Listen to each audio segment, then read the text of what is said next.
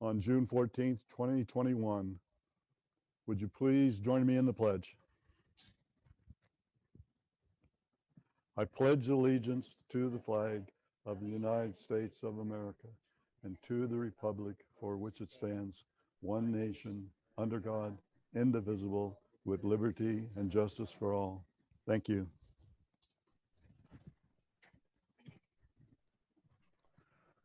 For our roll call, we have all board members, Ms. Weiser, Ms. Young, Ms. Shumway. Dr. Lucero is not with us this morning.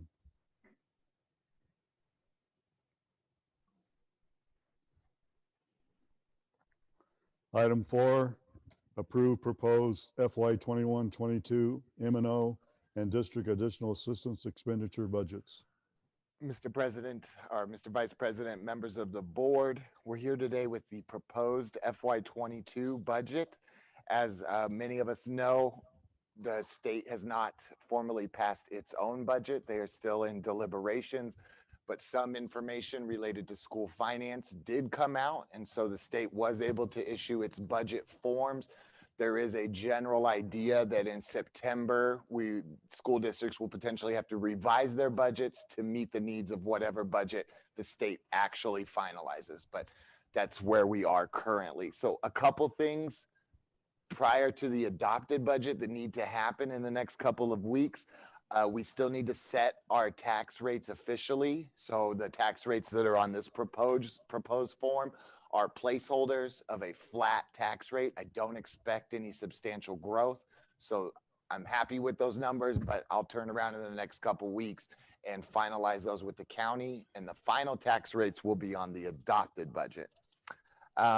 Also, what needs to happen is our federal grant revenue needs to be reported more accurately. I'll work with our grants manager to get that done before the adopted. And lastly, the teacher salary increases through the teacher compensation fund, that has yet to been finalized as well. I do know that it's a maximum of 1.25%. The hope is that in the next couple of weeks, I'll be able to finalize that and get that money set in stone and then move toward actual payment. And then really lastly, on things that still need to happen, the effect of the propositions from last year, those aren't seen on our proposed budget. We don't know what those propositions are going to do. And that's largely what's tying up the budget process now at the state. There is a little bit of a shell game going on where they're trying to offset the impact of that tax revenue through some other tax cuts. And so that's what the state is locked into now. So we won't know what that proposition money will look like until they know what it looks like. So before I move into the next piece, do you guys have any questions on what still needs to happen? Do any board members have any questions? Okay. Hearing none, let's move forward. Can you bring up my document, that's the share document, please? And just leave it on that enrollment if you could. So the next piece here is enrollment. We are assuming a 5% increase to enrollment when considering our current year. You can see on that chart that in FY20, our ADM was 6512. That's pre-pandemic. You see current year at 6097, so that's the effect of your pandemic. And then you see 6371, that is our assumption of recovery and growth. We believe that's a conservative number, but you have to be aware that if that comes up short, our budget gets decreased. If we come up above that, then we'll have increased revenue. So decreased if we don't get that many students, increased if we get more than that. Any questions on that? Really good news out of 301, they increased the per student allocation to $733. It was at $490 in the current year. That's all based on sales tax projections. There is this, be careful business managers, we may have over assumed how much money we're going to get, but currently based on our numbers, that's a chunk of 4.5 million we can expect next year for 301. The other piece of 301 is that the rules are changed. No longer is it in 3 buckets. No longer do you have to tie 20% to performance, and it's opened the district up to other types of expenditures, including staff at the 2100 level, capital expenses. It's opened up district discretion. So for this next year, the district would like to keep us status quo as we've been, and let us use committee work to decide how 301 is going to look moving forward, because it needs big changes. And I think we would be remiss if we tried to slam those through in the next couple of weeks. Absolutely. Okay.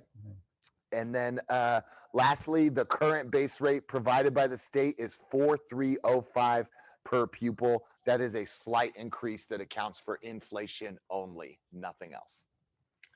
That could go up based on the when they come to terms on their budget.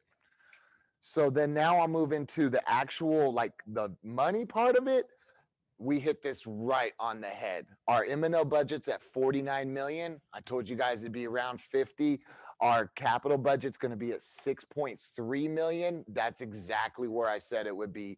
We are down in our cash reserves to 2.5 million. That is a concern if we are to ignore our spending. I want to say this is the tightest 49 million we've ever had. I have decreased in every area where I thought I was over budgeting too much. And so we should see at the end of this year how this served us. Did I tighten it too much, or is this more of a self-serving budget moving forward that allows us to make better decisions? Because, you know, we walk that line. Don't tie up too much because now we can't make a decision. Don't spend too much because now we really can't make a decision. So, and then also, please keep in mind ESSER and the 7 million we expect to see this next year as a way to fund our supplemental activities and additional things we want to do, in a way to make sure that M&O and capital don't get destroyed during this pandemic recovery. Can you go to the next page on that share, please? And this will be the last piece I talk about. Average teacher salaries, without considering 301, for next year are up 25% since 2018.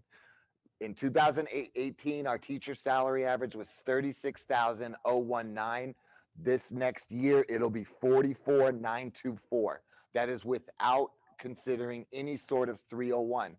We are still working on coming up with a uniform policy for our stipends and the way they pay out based on work and equity. But just so you have an idea of the type of compensation our employees are actually receiving in this current year, this chart shows every classification of a salaried employee, what their base rate is, and what they're making on average with stipends considered. So you see in our current year, our teachers with stipends make an average salary of 52,347. And if you look at their average salary without any stipends, they're at 44,338. So we can assume that about 7,000 on average each teacher earns extra above their base salary. And so we knew the board was interested in some numbers like that. There's more to come when we move into stipends, but that's what our compensation is looking like. And other than that, I'll take any questions. I think we've spoken about this for 6 months straight. So I thought it was an interesting comparison when you looked at 2018 versus where we are now. yeah, And that's just a huge change in salaries for pretty much everyone across the board. absolutely. And It's crazy we're that. I mean, the state helped us get here, but it is wild to think where we're at, because I don't think any of us would have said that in 2018. We were trying to get an extra 1,000 at that time. Any comments or question from other board members? I was just going to say that No. it's a reflection of the good staff and all the good work you've been doing, Aaron. We have a great team. Yeah, I would have to say exactly the same thing. The work that's been done by you and your staff and the district staff, the schools, everybody has worked together to really put us in a very, very favorable situation financially. Absolutely. Any comments from the, I think it's important also to notice that a lot of the good things that KUSD can get done is because these people are going above and beyond and doing more work, and we're compensating them with stipends. But this just shows you the difference between the base pay and what they're getting for stipends, tells you how much extra that they are doing for our district. So that's to me to commend it as well. Very true. Some stipends aren't attached to extra work, though many of them are, and you're absolutely correct. There are some large chunks of stipend compensation that's only tied to employees showing up. Interesting. 301 mainly. Oh, that's part of the, okay, gotcha. I didn't realize that was considered Yeah, in that's in there. 301. Okay, And it's good to note that moving forward with the new 301 rules, we can actually discuss tying it to their salaries for real and coming up with numbers that we want to tie to teacher salaries on a regular basis instead of through a stipend. But that's the next year. excellent. okay, since this is an action item, we're looking for a motion for item 4.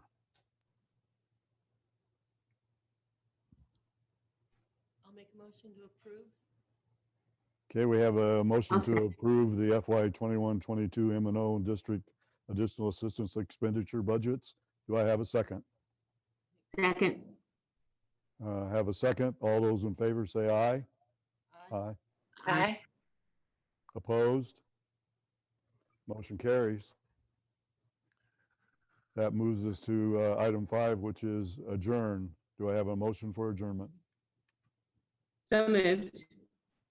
Okay, we are adjourned. Thank you, everybody. Thank you, guys.